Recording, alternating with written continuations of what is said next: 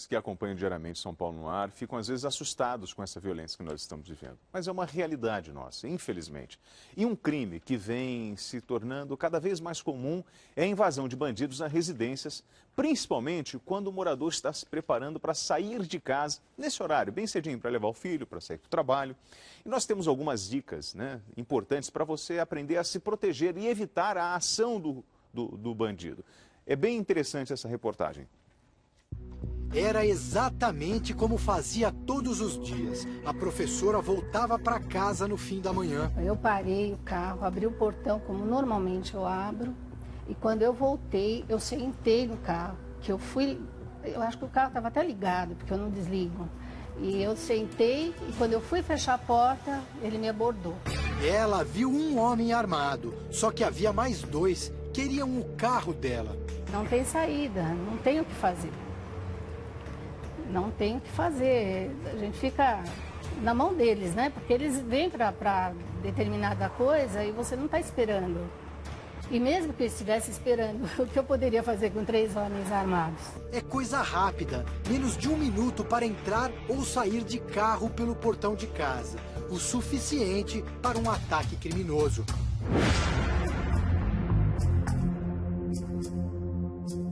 É um momento de maior vulnerabilidade em relação às pessoas que ou estão entrando ou estão saindo. A previsibilidade do ponto de vista dos bandidos, quanto aumenta a vulnerabilidade do ponto de vista do cidadão, porque ele passa a ser displicente com tudo aquilo que não é comum naquela rotina.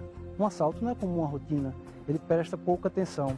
Este senhor também foi vítima de uma quadrilha. Eram 6 horas da manhã, quando ele saía de casa. 5 bandidos armados chegaram num carro e o atacaram no portão.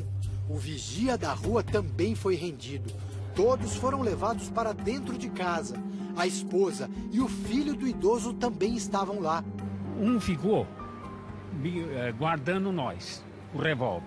O outro ficou na porta, no pé da escada, e os outros 2 só tirando as coisas e descendo e pondo no carro, limpando tudo que era objeto, livro, dinheiro, tudo recolhendo tudo. O assalto durou 1 hora. Vizinhos perceberam a movimentação e chamaram a polícia, que conseguiu prender 4 criminosos. O dono da casa invadida mora no local há 50 anos. A observação também é parte da estratégia criminosa nesse tipo de ação. É dessa forma que as quadrilhas passam a conhecer a rotina dos moradores, que na maioria das vezes nem se dão conta disso. Identificam os horários de entrada e saída e podem até visualizar pelo portão se há algo de valor interessante para ser roubado. Mas o pior de tudo é quando os grupos passam a conhecer também os horários e a frequência do policiamento na região. São dias e dias, às vezes meses, em um mesmo endereço, à procura de possíveis vítimas e estudando o comportamento dos moradores. Geralmente é uma quadrilha que pode também simplesmente se aproveitar de um descuido do dono da casa. O especialista em segurança analisa na prática como é a realidade dos moradores de casas.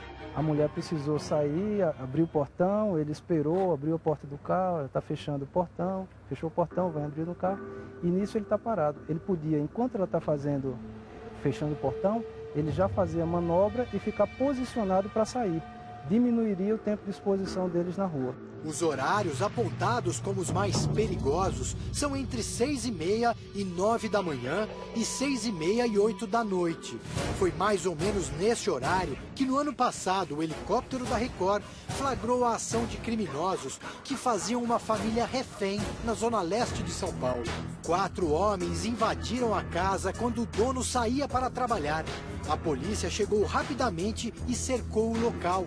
Um dos bandidos tentou fugir pelo telhado. Depois de muita negociação, os ladrões foram presos.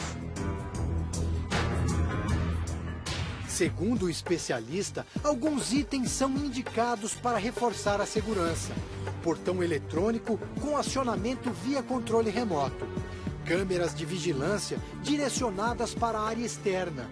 interfone com visor, que permite ver a imagem de quem está na porta. Modelos de portões como esse também ajudam. Ele diminui a exposição da visibilidade do que tem dentro da casa. E o bandido, normalmente, quando ele não sabe o que tem, quando ele não consegue visualizar, ele não arrisca. Vai ser mais perigoso para ele. Além disso, é indicado sempre olhar pelo portão antes de sair. Se for eletrônico, embarcar antes de abrir o portão. Na chegada, é recomendado dar uma volta no quarteirão antes de parar. Se pessoas ou carros estranhos estiverem por perto, evitar a parada até que elas saiam. O que o cidadão não pode fazer é perder tempo na rua. Deixar o portão aberto, conversando com o vizinho enquanto o carro está estacionado na rua. Isso tudo aumenta o nível de exposição dessa pessoa no ambiente de baixo controle, que é fora das grades, fora da sua residência. São medidas indispensáveis para reduzir o risco, mas nada que acabe com o trauma e o receio de encontrar novamente um visitante inconveniente na porta de casa. Se alguém vier com essa intenção, acontece de novo, porque é muito rápido e você não vê antes, você só vê quando está junto.